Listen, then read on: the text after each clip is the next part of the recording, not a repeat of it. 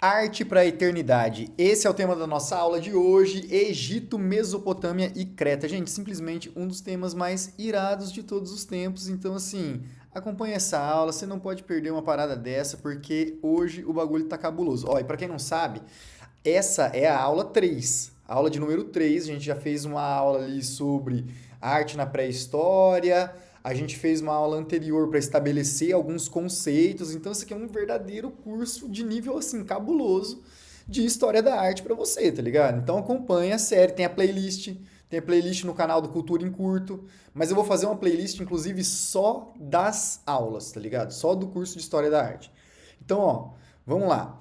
Arte para a eternidade, Egito, Mesopotâmia e Creta. Sem mais delongas, bora para a aula. É o seguinte. Gente, lembrando, a gente está trazendo aqui a perspectiva muito pautado no Gombrich. O Gombrich é um clássico aí da história da arte que todo estudante aí de arte vai se deparar com ele em algum momento, que é muito usado principalmente para material didático de é, educação básica e tal. Então é um clássico, mas ele é bem tradicional e tal. Existem abordagens mais novas e tudo mais. Mas a questão aqui é a gente também ir discutindo, ver o que a gente concorda, o que não concorda e ir navegando aí pelo que o Gombrich propõe pra gente, beleza? Então aqui, ó, o que ele propõe, uma das paradas que ele propõe é que a partir de agora a gente está falando de uma história da arte, uma determinada história da arte que você consegue traçar uma certa linearidade, uma certa continuidade entre Egito, passando pela Grécia, passando por Roma, passando pelo que até então, lá nos anos 50, quando Gombrich escreveu esse livro, ele entendia como a tradição do nós. O nós do Gombrich também, né? O Gombrich não é brasileiro, não é daqui de Londrina, Paraná. Então, assim, existe esse recorte também, né? Mas o que, como eu falei, e até justamente pensando que o Gombrich ainda é base para material didático de modo geral, né? É muito do que chega até a gente hoje na nossa educação a respeito do que é arte, né? Do que para que serve a arte, qual que é a história da arte. Então é um recorte também.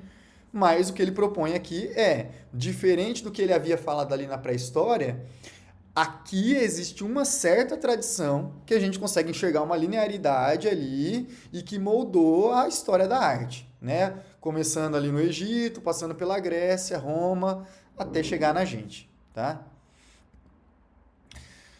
Egito, a missão prática da arte. Então aqui a gente já começa pelo Egito. E aí a gente começa. Galera, quero trazer algumas perspectivas diferenciadas e tal, porque, enfim, coisa falar da história em si e tal, tem vídeo bom aí por aí, né? Quero procurar tratar das coisas especificamente aí sobre arte. Então, vamos pensar no que chega pra gente até hoje do que foi a arte egípcia. A arte egípcia, a gente conhece muito uma faceta dela. Porque o que acontece? Existia uma arte ali que ela era feita para durar, ela era justamente arte para a eternidade. Ela era uma arte pensando em ser perene. Por quê? Porque ela tinha que preservar. Lembra aquilo que a gente falou na aula anterior sobre o poder das imagens?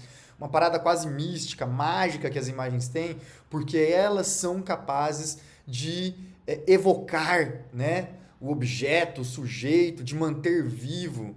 Lembra lá que eu dei o exemplo de tipo assim, pô, você sabe que na foto ali não é a sua mãe, mas se você furar o olho da foto da sua mãe, você vai achar uma coisa estranha, entendeu? Então assim, a imagem ela tem esse poder e os egípcios eles reconheciam isso e eles usavam essa imagem entre outras, né, entre outras utilidades para manter vivo, né?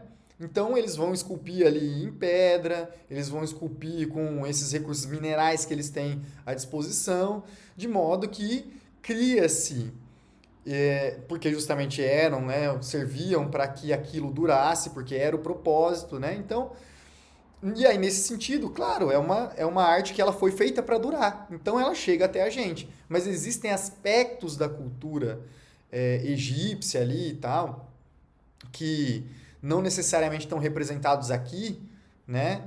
E que às vezes a gente não considera. Mas aqui estamos seguindo o Gombrich, né?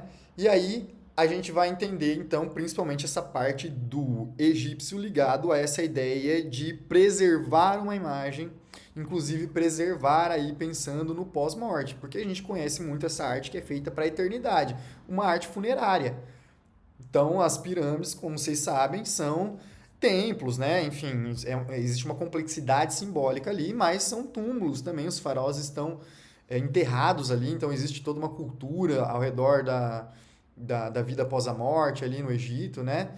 Tanto é, e a arte, ela era muito importante nesse sentido, ela fazia parte desse contexto, né? Então, o escultor, um dos nomes para escultor, né, e tal, ali no contexto egípcio, também significava, era justamente aquele que mantém vivo, tá? Isso o Gombrich que coloca, né? Eu realmente não entendo de egípcio.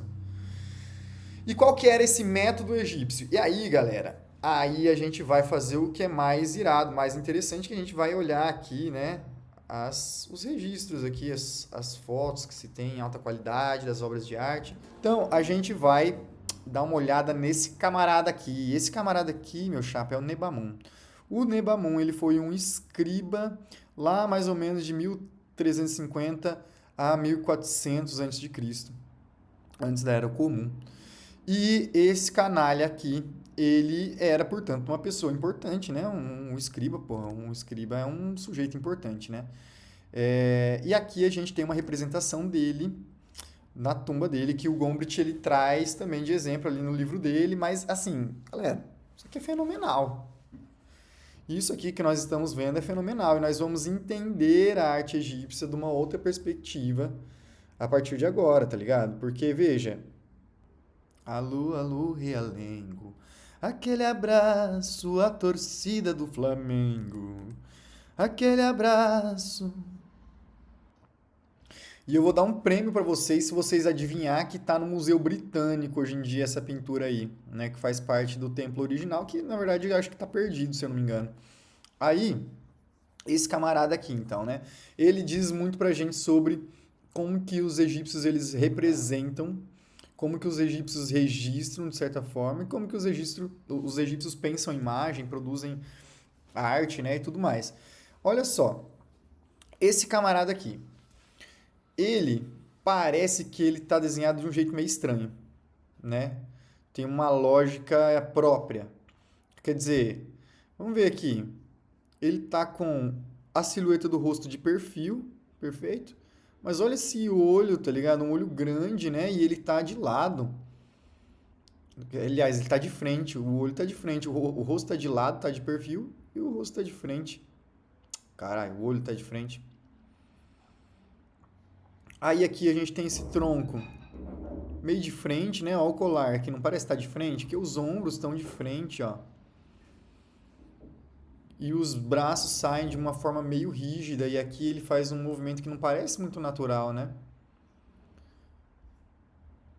E essa parte que já parece estar de perfil, e as pernas estão completamente de perfil. E se você olhar bem também, as proporções não são muito realistas entre ele, a mulher, a menina aqui, né?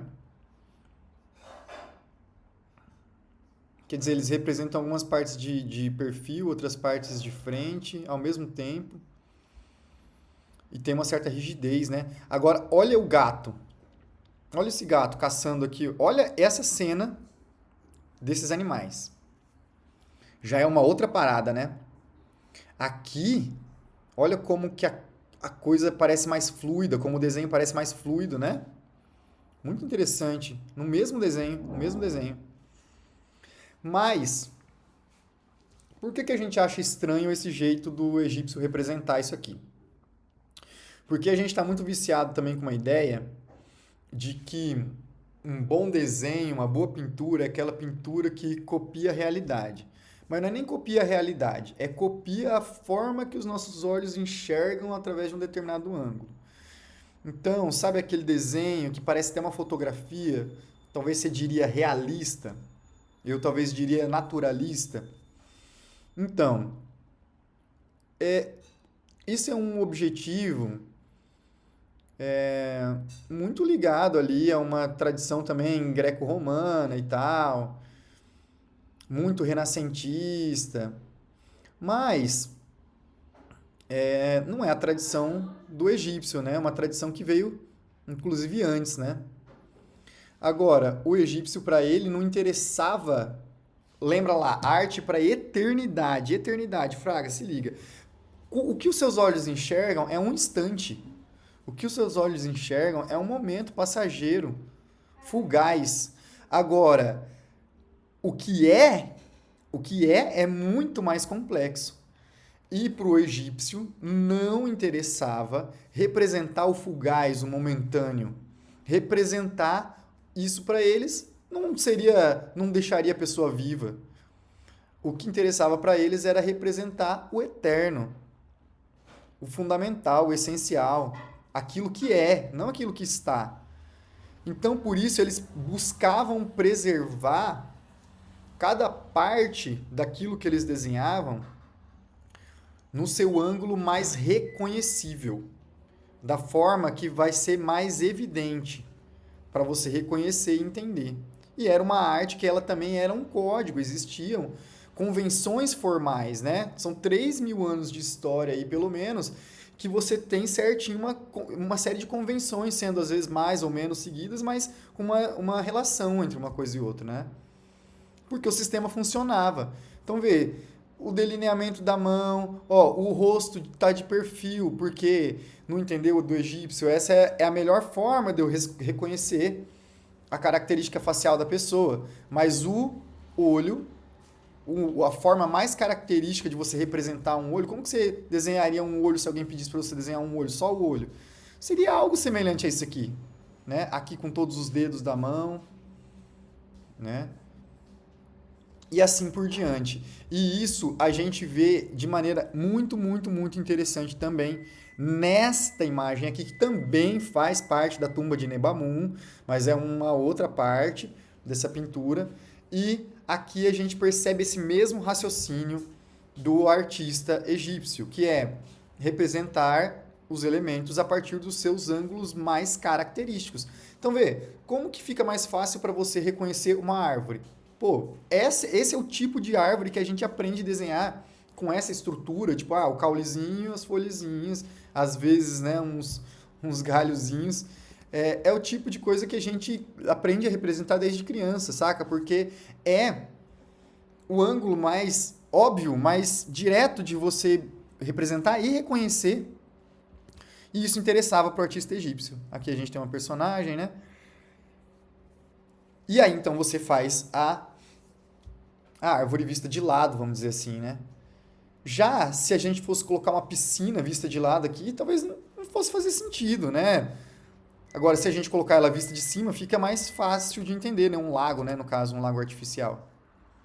Mas o lago, ele tá visto de cima, mas os bichos estão vistos de lado. E essa não é exatamente a forma que você pensa em desenhar um peixe, quando você vai desenhar um peixe, sabe? Igual que você faz tipo, meio que um oitozinho, assim, faz um rabinho. Não é meio que isso aqui também? Né?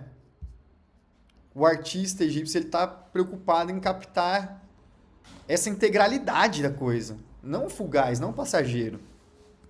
Então, o artista, no contexto egípcio, ele pintava o que ele sabia que pertencia a um objeto, o que estava lá, e não o que ele via. Então, a prioridade era representar cada parte do corpo sob seu ângulo mais característico. De que forma? Né? A famosa lei da frontalidade, como a gente ensina didaticamente, que é o rosto de perfil, mais o olho visto de frente, os ombros e o tórax de frente, e os pés de lado, focando no dedão, na silhueta do pé ali, para ter clareza, né? Então, o resultado são figuras que parecem planas, mas que contêm todas as informações essenciais para a alma do retrato. Top de linha, né? E aqui, observação da natureza, senso de ordem geométrica. Então, apesar da rigidez, olha o que a gente estava observando ali, apesar da rigidez das figuras humanas, a observação de animais e plantas era aguçada e realista, né? E diria mais, era mais fluida, era mais dinâmica, né? Semelhante ao que a gente vai ver depois na arte de Knossos ali e tal, de Creta. Vamos estar mais para frente nessa aula.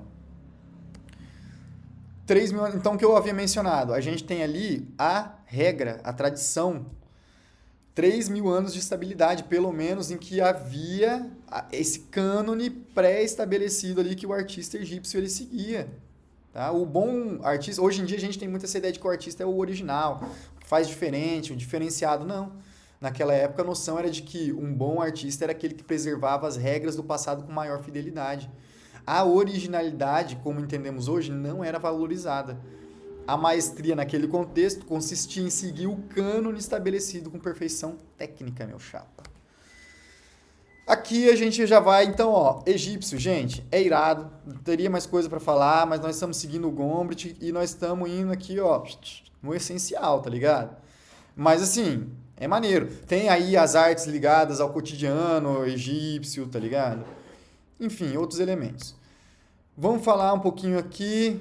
Ah, tem a época de Akhenaton, que aí muda um pouco, porque daí é aí toda aquela história de monoteísmo no Egito, e que é monoteísmo, que é monolatria, não sei. Mas aí eu não vou falar em detalhes disso não. Mas é interessante que foi uma época em que a arte do Egito se tornou um pouco mais dinâmica, mais fluida, mais naturalista. Foi uma época ali. Mesopotâmia, arte como crônica. Os sumérios, babilônios e assírios usavam a arte para celebrar vitórias militares e registrar a história. Então você vê, já era uma parada um pouco mais diferente. Os egípcios eles estavam ligados aí, estavam preocupados com essa questão da permanência, papapá. Aqui a gente já vê essa preocupação mais de registro histórico, talvez até de propaganda também, né? No Egito tinha muito também. A famosa paleta de Narmer, sei lá como que fala, que é, não vou falar. Vamos fazer um curso pago algum momento que daí nós faz. Material, construção. Aí aqui já tem uma outra diferença também que é estrutural, cara. Que a gente tem as artes da Mesopotâmia menos preservadas porque elas foram construídas em suporte aí, ó, a importância da materialidade na arte, de tudo isso, como que a ideia própria também do conceito ali, pô, eternidade, um mineral durável, uma parada, também está ligada com a materialidade, né? As coisas conceitual, pessoal, os artistas sabem o que faz. Já aqui, ó, é uma arte que ela é pela disposição ali de tipo de mineral, de tipo de solo, enfim, tudo mais. É uma arte que ela se degrada com mais facilidade, porque as construções deles eram com base de tijolos cozidos, que duram menos do que as pedras que os egípcios utilizavam, né? Mas eles chegaram a deixar relevos poderosos, né? Magia da guerra, então os relevos funcionavam como cinejornais de guerra, celebrando o poder absoluto do rei. Fato curioso, nunca se representava um soldado assírio morto ou ferido, apenas os inimigos derrotados. Olha só. Superstição, a crença de que a imagem mantinha o inimigo subjugado para sempre através da magia. Ah, tinha uma amarração ali. A arte era uma ferramenta de intimidação psicológica e controle espiritual. Tá show. Agora a gente vai ver umas artes muito bonitas, belíssimas, que são as artes de Creta. E eu vou ter que fazer uma pausa para buscar meu lanche. Pessoal, só para não perder tempo, continuar a aula aqui. Vou descer para pegar meu lanche, mas vou continuar minha aula. Mas na verdade eu quero dizer o seguinte antes. Você está gostando? Está te trazendo uma informação diferenciada? Está te trazendo uma curiosidade? De repente uma nova perspectiva? Pô, se inscreve no canal, assiste as outras aulas. De graça, completamente de graça, pelo amor de Deus. Nem isso assina o coisa que tem que assinar aí. Que mais? Dá lá o like, dislike. E hype. O Jardes, o gordinho, fala pra dar o hype. Sei lá. Galera, vocês não sabem pelo que eu passei hoje, não. É um milagre eu estar gravando isso aqui. Essa é a realidade. Então, retomando aqui, a arte aqui de Creta, liberdade e movimento. Cara, isso aqui é o seguinte, isso aqui é uma preciosidade do patrimônio da humanidade, porque foi, rapaziada, uma parada construída mais ou menos uns 2.000 anos antes de nosso Senhor Jesus Cristo vir até essa terra. Vocês não estão ligados quanto tempo que é isso? 1.900 anos antes de Cristo, 4.000 anos atrás praticamente, entendeu? E aí eu vou mostrar para vocês essas artes que são mais antigas do que a tumba de Nembamun, tão interessantes quanto, belíssimas, que é o Palácio de Knossos, rapaziada, na ilha de Creta, tá? Coração da civilização na Ilha do Bronze, meu chapa. Olha essas pinturas, colorida, coisa mais linda do mundo, tá? Ó, então aqui eu separei, eu achei essa página aqui bem massa, ó. Dentro do Palácio de Knossos, arte do Minotauro, afrescos e muito mais, que é associado ali à lenda do labirinto, do Minotauro e tal, a ilha de Creta, né? Olha lá. A corte central, significado histórico, coração do palácio onde ocorriam reuniões públicas. Isso aqui, pessoal, é um tesouro arqueológico. É disso que nós estamos falando. Tá? Sala do trono, aposentos reais. Aí tem essa pintura aqui de golfinho. Acho que a gente vai ver ela em detalhes. Ó, maneiro demais, né? Ó, vamos ver aqui. Olha isso aqui, meu chapa. Pelo amor de Deus, que coisa mais linda, né?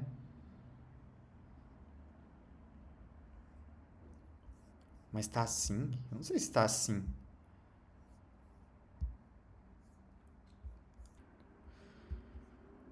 Bom, acho que o que eu tinha para mostrar hoje era isso mesmo, né?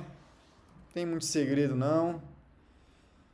Então aqui a gente falou um pouquinho de Egito, Mesopotâmia, Creta. E, pô, coisa demais já, coisa demais já. Fechou? Ó, muito obrigado pela sua audiência, pela sua paciência, Cauê Moura, por ser essa pessoa maravilhosa. E seguinte, inscreve aí, pô. Ficou legal, ficou legal, ficou legal. Ô, conteúdaço aqui, pelo amor de Deus.